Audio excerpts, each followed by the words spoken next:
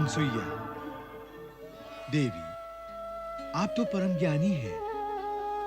भावुक होना आपको शोभा नहीं देता। आप तो जानती हैं, जब-जब जिस-जिस कार्य के लिए पृथ्वी लोक पर अवतार हुए हैं, वो कार्य पूरा होते ही पृथ्वी लोक छोड़ देते हैं। यही कारण है कि तुम्हारा चंद्रमा ब्रह्मलोक जाना चाहता है। अतः देवी, आप अपने ज्येष्ठ पुत्र चंद्र को अपनी माता के बंधन से मुक्त करके उसे ब्रह्मलोक जाने की अनुमति दे दें।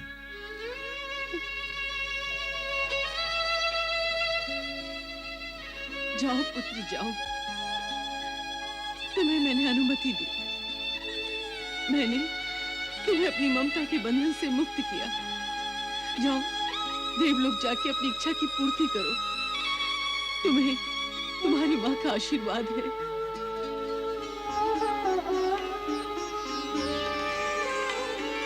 जाना जग कल्याण को, मात मुझे मत रोक। मांग विदाई चंद्रमा, चला ब्रह्म के लोक, चला ब्रह्म के लोक।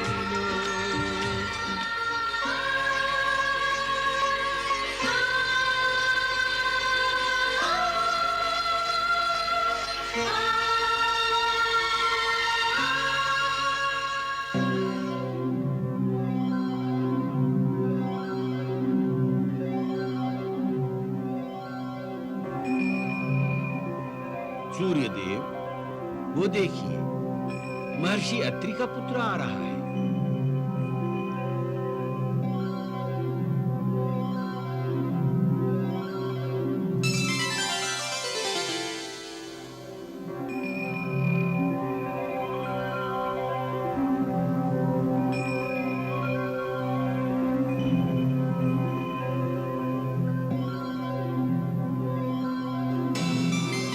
आदि पिता को प्रणाम। सभी देवताओं को प्रणाम।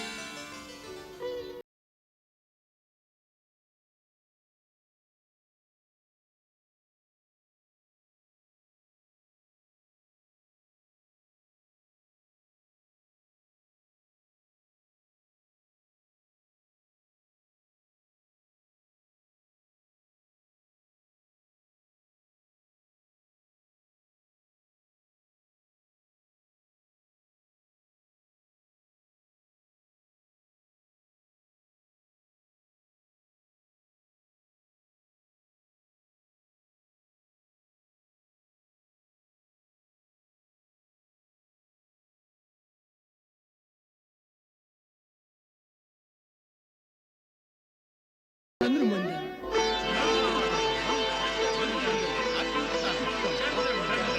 चंद्रमंडल, वाह, चंद्रमंडल, चंद्रमंडल,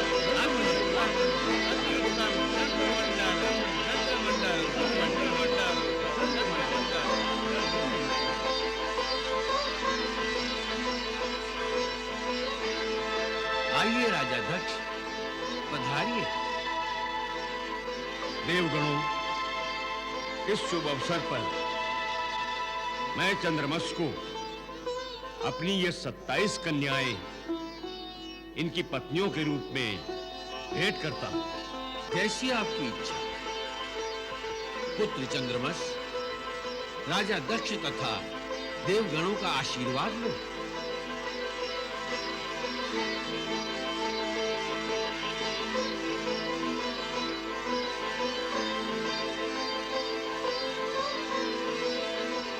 आओ पुत्रियों, चंद्रदेव को वरण करो। आओ रोहिणी।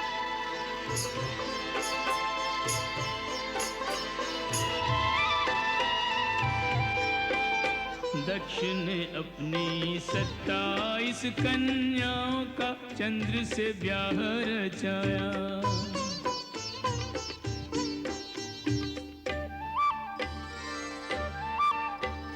27 नक्षत्र यही के जिन्होंने चंद्र को पूर्ण सजाया।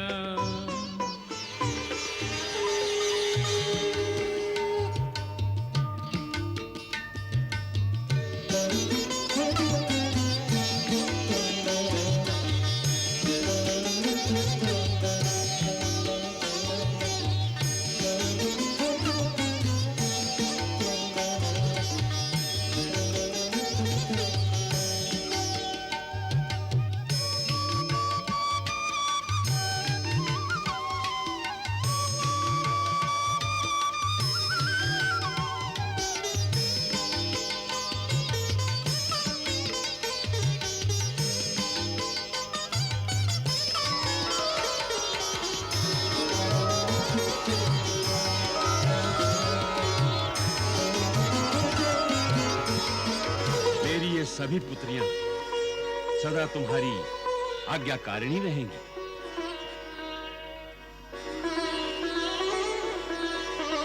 पुत्र चंद्रमस, शुभस्य शीघ्र। तुम वनस्पति में जड़ चेतन और जीवों में शीतलता प्रदान करके उन्हें जीवन दोगे। पुत्र, अपने गुणों से तुम्हें सर्वदा पूजा जाएगा। जाओ पुत्र, इन कन्याओं को लेकर अपने लोक पधारो। जाओ। जो आज्ञा।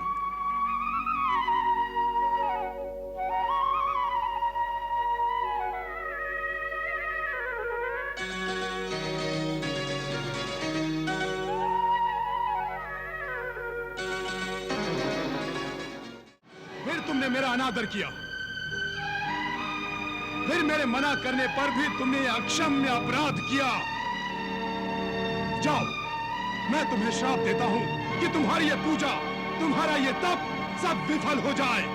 ये दुर्वासा का शाप है, ये दुर्वासा का शाप। जाओ।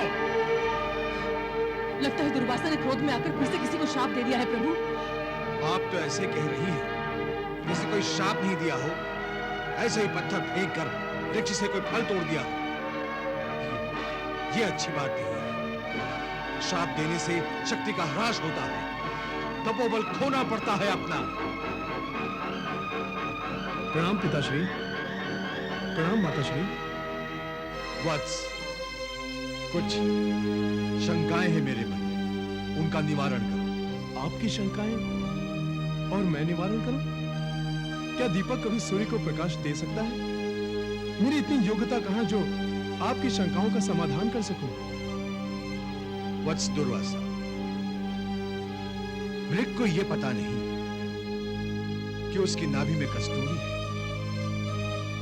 उसी तरह तुम्हें भी यह ज्ञान नहीं है कि तुम में कितनी श्रेष्ठता और कितनी योग्यता है।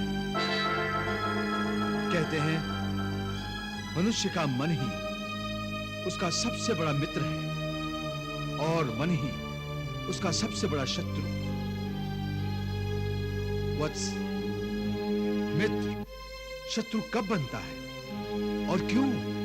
पिताश्री, मन जब विकारों के अधीन हो जाता है, जब काम, क्रोध, मोह, दंभ, मद आदि मन पर आवश्यकता से अधिक प्रभाव डालते हैं, तब मन मनुष्य का सबसे बड़ा शत्रु बन जाता है। इन विकारों में सबसे अधिक अहितकारी कौन है? क्रोध।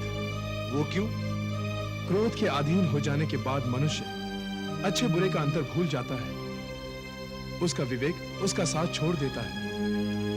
तब मनुष्य और पशु एक समान हो जाते हैं। तुम्हारा विवेक तो तुम्हारे पास है, फिर तुम्हें बात बात पर क्रोध क्यों आता है? तुम्हें इस बात का ज्ञान तो है ना कि तुम्हें क्रोध बहुत शीघ्र आता है। जी पिताश्री, इसका मुझे ज्ञान है। तो फिर तुम अपने क्रोध पर अंकुश क्यों नहीं लगाते हो पुत्र? अंकुश लगाया जा सकता है ना?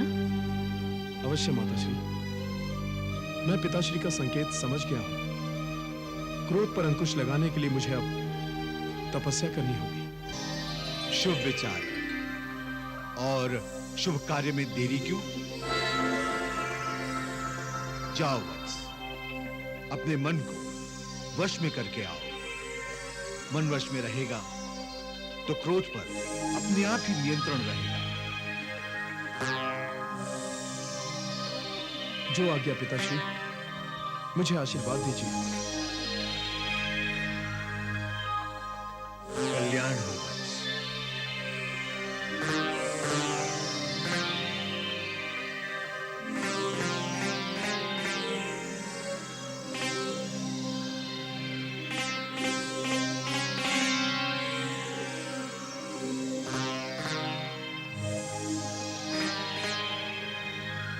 मुझे आशीर्वाद दीजिए माताश्री।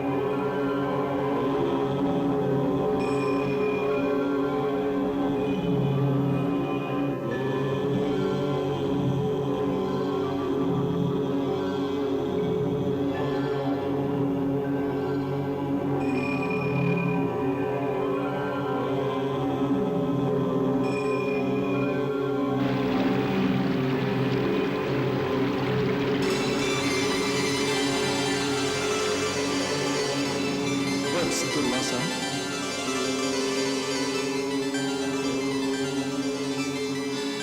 आंखें खोलो वत्स।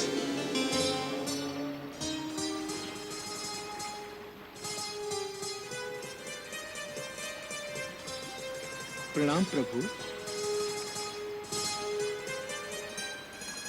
आज मेरे पुण्य उदय हो गए जो आपने दर्शन दिए भगवान।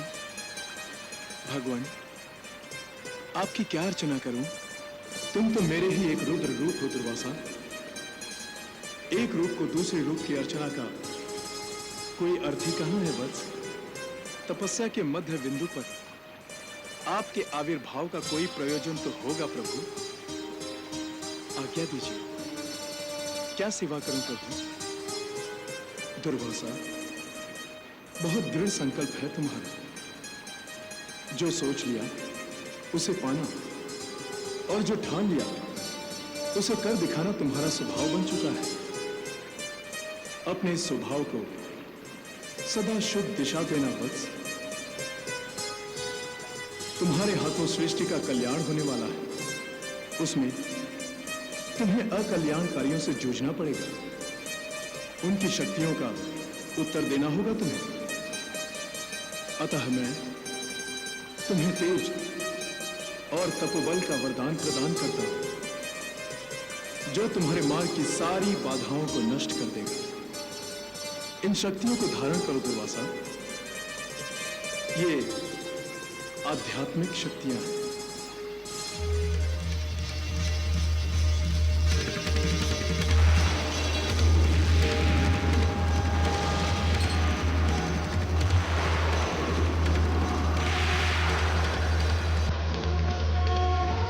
ये आधिदैविक शक्तियां हैं।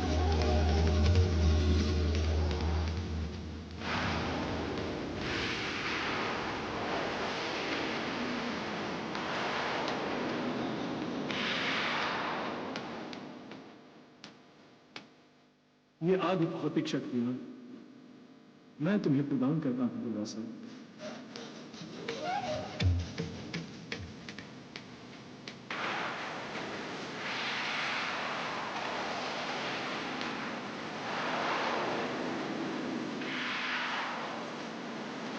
इन समस्त शक्तियों को आत्मसात करो दुर्वासा।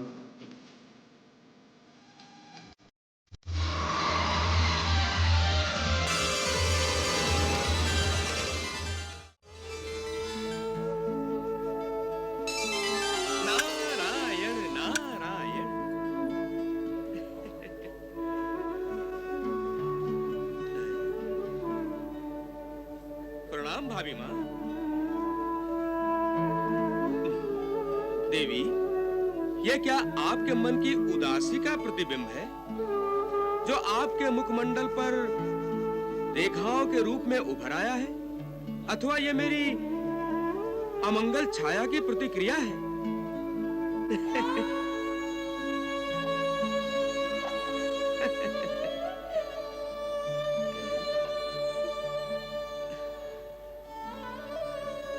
भाभी माँ, क्या बात है? त्रिदेवों की माता और दुखी, आश्चर्य है। मां होकर भी अपने पुत्रों को उचित वात्सल्य न दे सकी। पुत्रवती को पुत्रों के अभाव का कष्ट है। सब खो दिया है। ऐसा अभाव क्या खो दिया भाभी माँ? मैं अपने पुत्रों को खो चुकी हूँ देवर्षि। अर्थात? मेरा चंद्रमस ब्रह्मलोक चला गया है और दुर्वासा ने तपोवन में जाकर समाधि लगा ली है। तो क्या दत्तात्रेय भी विष्णुलोक चले गए? नहीं, ऐसा विचार अपने मन में भी मत लाइए देवर्षि। अब एक वो ही तो मेरी ममता की निधि है। वो मुझे छोड़ के चला गया तो मैं तो निर्धन हो जाऊंगी। मैं उसे अपनी आंखों से कभी दूर नहीं होने दूंगी। पुत्र दत्तात्रेय, दत्तात्रेय।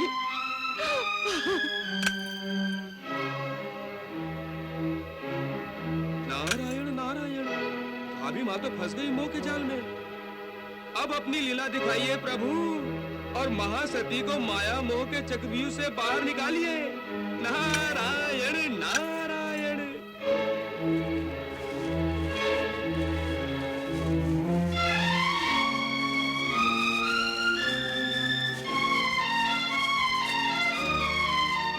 प्रणाम माता। वत्स, दत्तात्रेय कहाँ है? माता, वो तो आज पाठ में भी नहीं थे। दक्षिण दिशा में जो पीपल का बड़ा पेड़ है ना माता, मैंने अभी भी उन्हें वहां उस पेड़ के नीचे समाधि में लीन देखा है। आप कहे तो मैं उन्हें...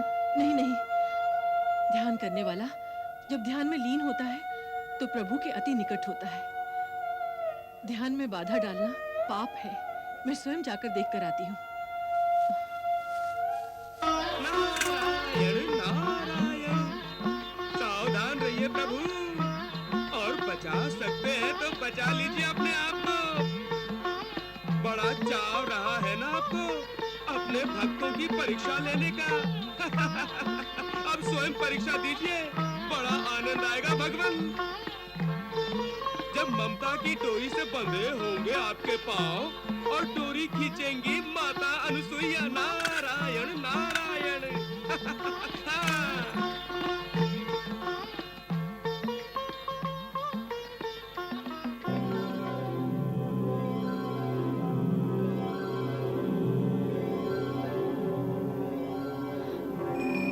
दत्तात्रेय,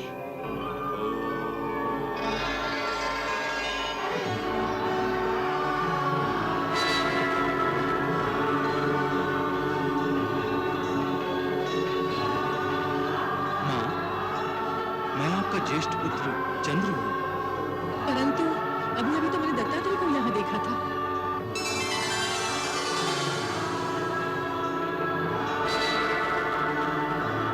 दत्तात्रेय को कैसे देख सकती है माता? मैं तो यहाँ दुर्वासा बैठा हूँ।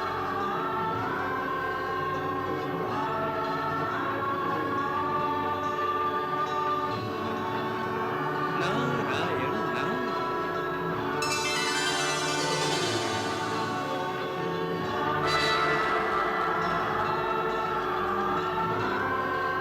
दत्तात्रेय, हाँ माता श्री, मैं ही चंद्र हूँ, मैं ही दुर्वासा हूँ और मैं ही दत्तात्रेय हूँ। मैं ही ब्रह्मा हूँ, मैं ही विष्णु हूँ और मैं ही महेश हूँ।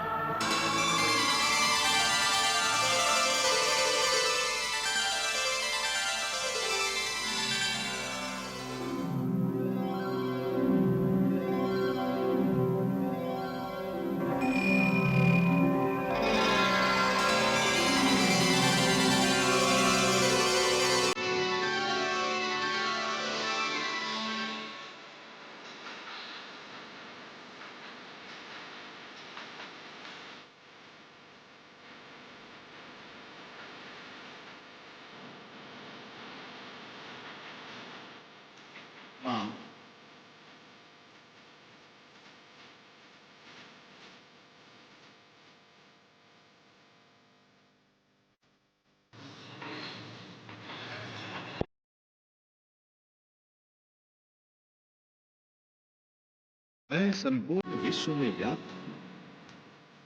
मैं सर्वांतर्यामी हूं। ये जगत मुझ में समाया है और मैं इसमें। किंतु मैं इस जगत में व्याप्त नहीं हूं। ये जगत त्रिगुणात्मक है और मैं त्रिगुणातीत। ये संसार सुख दुख, जीवन मरण, प्रेम घृणा के द्वंद्वों में सांस लेता है और मैं द्वंद्वों से परे केवल आनंद स्वरूप हूं। मेरा अवतार द्वंद्वों की कीच में फंसे मानवों को सीधी राह पर लाने के लिए ही हुआ है। सदाचार प्राणी को अमृत प्रदान करता है, किंतु मानव की प्रवृत्तियां उसे सदाचार पर चलने नहीं देती। सत्य और नीति के प्रचार प्रसार के लिए ही मेरा प्रादुर्भाव हुआ है। आप मुझे अपने मोह के बंधन से मुक्त करके मुझे अपने कर्तव्य के मार्ग पर आगे बढ़ने दें, अन्यथा मेरा अवतार निष्फल हो जाएगा। आप तो स्वयं योगिनी, तपस्विनी और वेद विदुषी हैं। फिर आप इस माया के चक्रव्यूह में क्यों फंस रही हैं? आपके तीनों पुत्र तो आपके मन में ही हैं। बाहर तो केवल उनकी प्रतिछाया है।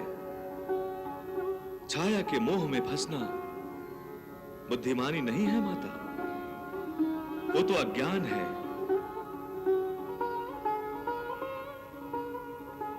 प्रभु, अब आप ही अपनी माता को इस मोह जाल से निकाल सकते हैं। आप तो प्राणी मात्र को सत्य के दर्शन कराते हैं। मुझे अंधेरे से क्यों नहीं निकालते हैं? मुझे इस अंधेरे से निकालो प्रभु, मुझे इस अज्ञान के अंधेरे से निकालो।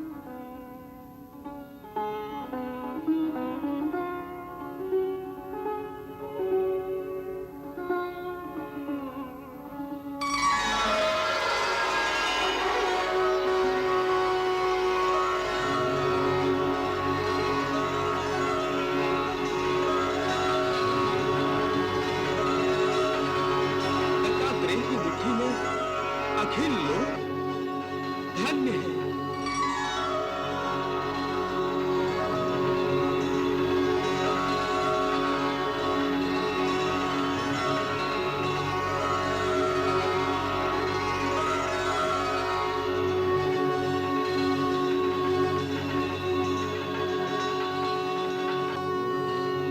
ये आप क्या कर रही हैं माता? पुत्र से क्षमा मांग रही है। मां का दूसरा नाम क्षमा ही है जो आपके पास है, फिर उसे क्यों मांग रही हैं?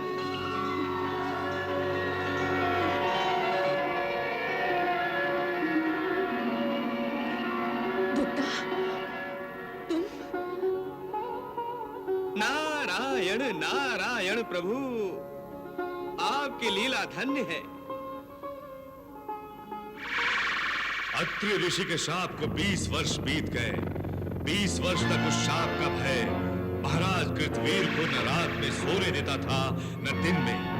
अत्रि ऋषि का शाप आज भी उनके कानों में गूंज रहा है। एक ब्राह्मण ही तुम्हारे जैसे आसुरी प्रवृत्ति वाले क्षत्रियों का विनाश करेगा, इस पृथ्वी को क्षत्रिय विहीन कर देगा। उन्हें उठते बैठते सोते जागते आज भी एक ब्राह्मण हाथ में परशु लेकर उनका वध करने आता दिखाई देता है।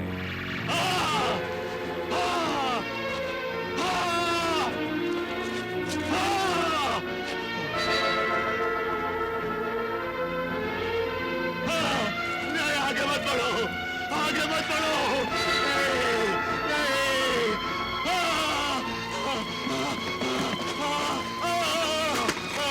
आगे मत बढ़ो, नहीं आगे मत बढ़ो, नहीं भाई रुक जाओ, नहीं। कोई है?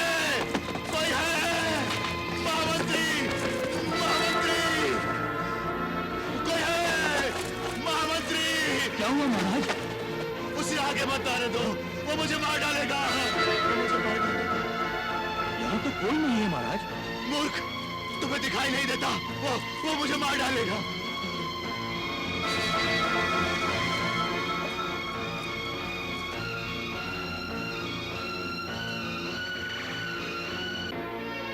महाराज, ये तो गर्ग मुनि है। नहीं नहीं, उसे आने मत दो, वो मुझे मार डालेगा। उसे रोक दो, वो मुझे मार डालेगा, वो मुझे मार डालेगा, वो मुझे मार डालेगा, वो मुझे मार डालेगा।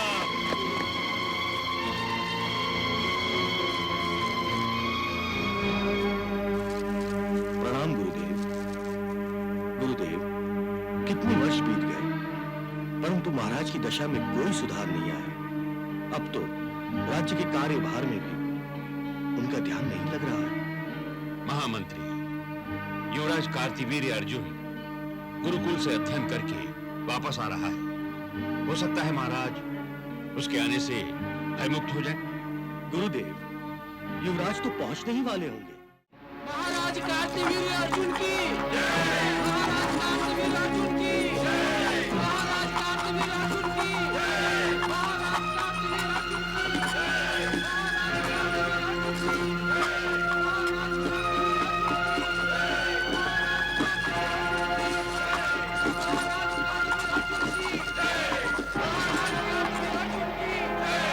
महाराज कार्तिवीर्य अर्जुन की महाराज कार्तिवीर्य अर्जुन की महाराज कार्तिवीर्य अर्जुन की महाराज कार्तिवीर्य अर्जुन की। वो मुझे मार डालेगा। महामंत्री से रोको, उसे आने मत दो, वो मुझे मार डालेगा, वो मुझे मार डालेगा। उसे रोको, वो मुझे मार डालेगा, वो मुझे मार डालेगा। महामंत्री, मुझे बचाओ, मुझे बचाओ, मुझे।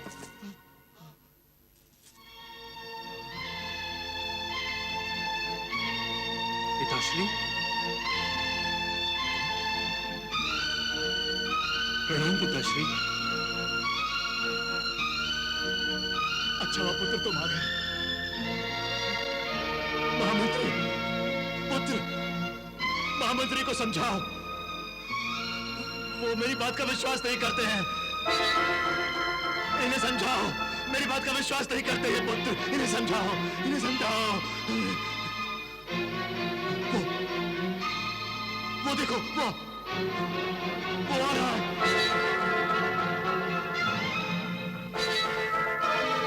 वो आ रहा है, वो आ रहा है। कौन है? कौन है पिताश्री? ब्राह्मण, ब्राह्मण पुत्र। कहाँ? वो देखो, ब्राह्मण पुत्र आ रहा है। वो देखो, वो उसके हाथ में फंसा है। वो पुत्र, वो मुझे मार डालेगा, मुझे बचाओ। वो मुझे मार डालेगा, मुझे बचाओ पुत्र। मुझे मार डालेगा वो पुत्र, मुझे मार डालेगा वो।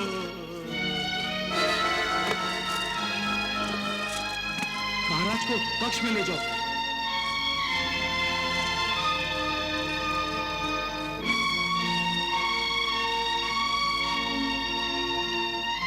गुरुदेव, प्रणाम गुरुदेव।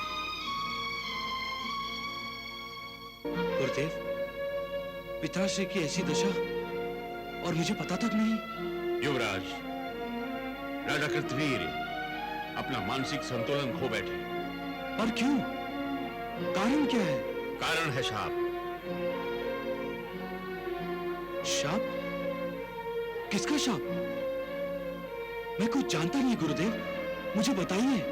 युवराज, तब आप गुरुकुल में अध्ययन कर रहे थे जब आपके पिताश्री महर्षि अत्रि और उनकी पत्नी महासती अनुसुईया का अपहरण करने के लिए अत्रि आश्रम पहुंच गए।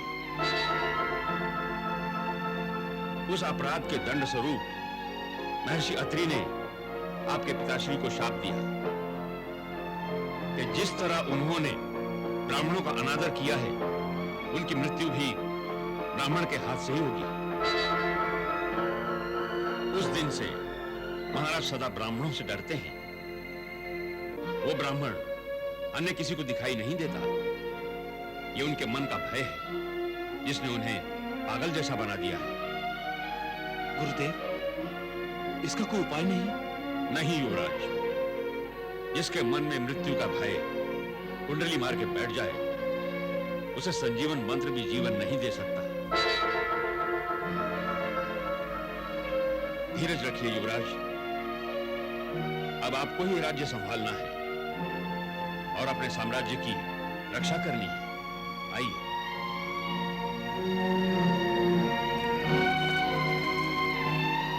नारायण नारायण। अपने श्री चरणों में दास का प्रणाम स्वीकार कीजिए भगवान।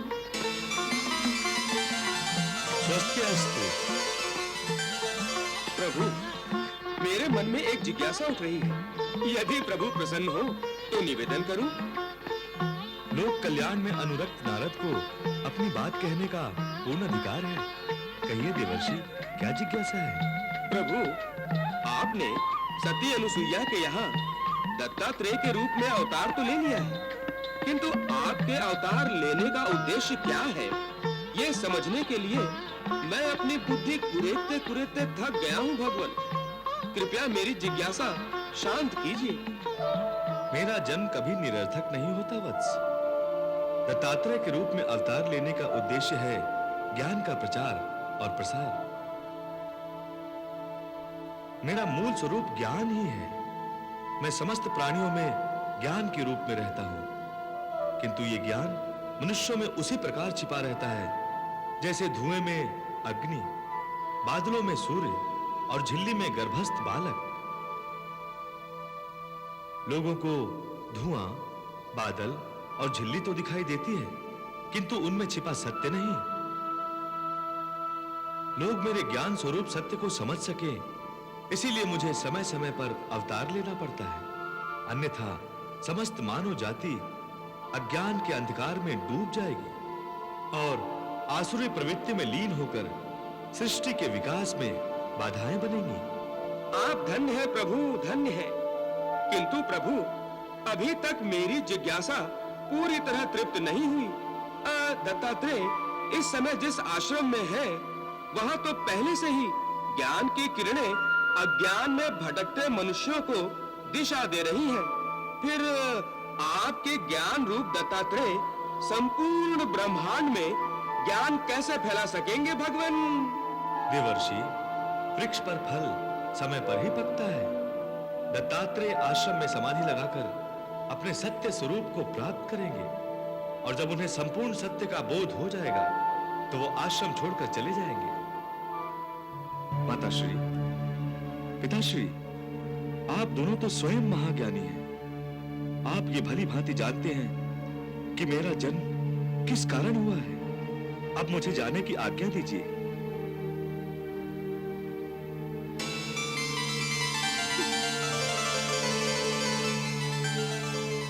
मुझे ये जीवन मानव जीवन को मार्गदर्शन देने और दिशा देने के लिए ही मिला है। जब तक मुझे स्वयं जीवन दिशा का कोई ज्ञान नहीं होगा, मैं मानव जीवन को कोई दिशा कैसे दे सकता हूं? उसके लिए मुझे स्वयं जीवन की धारा में उतरना होगा। माता, अब मुझे इस आश्रम की मर्यादा से मुक्त कर दीजिए। मुझे मनुष्य के जीवन का ज्ञान प्राप्त करने के लिए विश्वाश्रम में जाने की आज्ञा और आशीर्वाद दीजिए।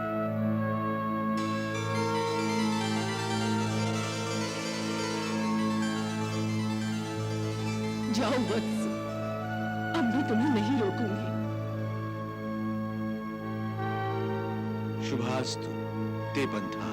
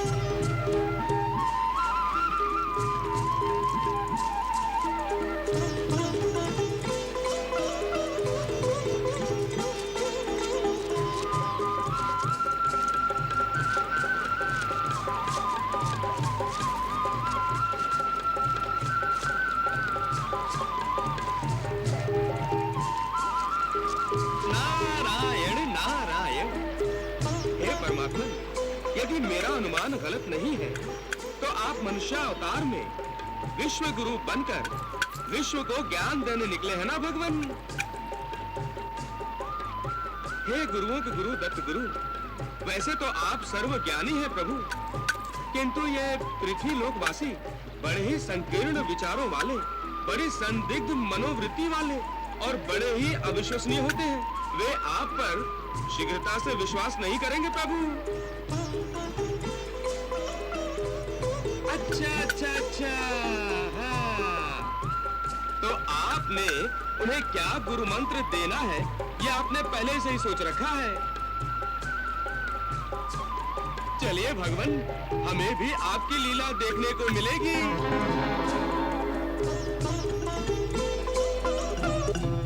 शीघ्र हमें उस पार ले चलो नाविक, वहाँ आचार्य हमारी प्रतीक्षा कर रहे हैं। रुकिए रुकिए भाई नाविक, हमें भी साथ ले लीजिए।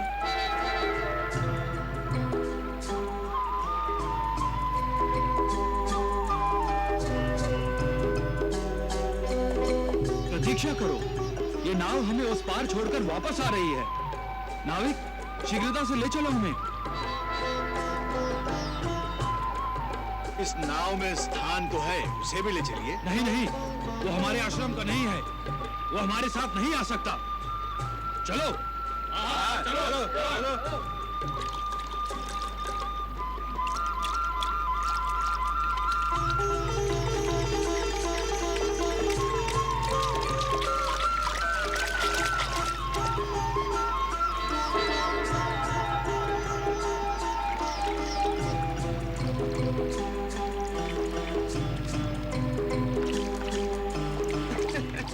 ये क्या प्रभु, सर्वोत्तम और सर्वोच्च स्थान के स्वामी के लिए नाव में स्थान नहीं। नारायण नारायण। वत्स, अभी तो लीला आरंभ हुई है। ओहो, अच्छा, नारायण नारायण।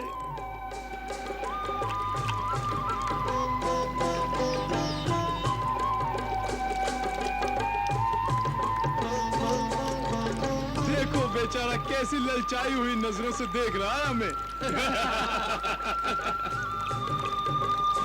हाँ, हो सकता है उसे भी अपने आचार्य से मिलने की शीघ्रता हो। शीघ्रता है, हवा में उड़कर नदी पार कर ले।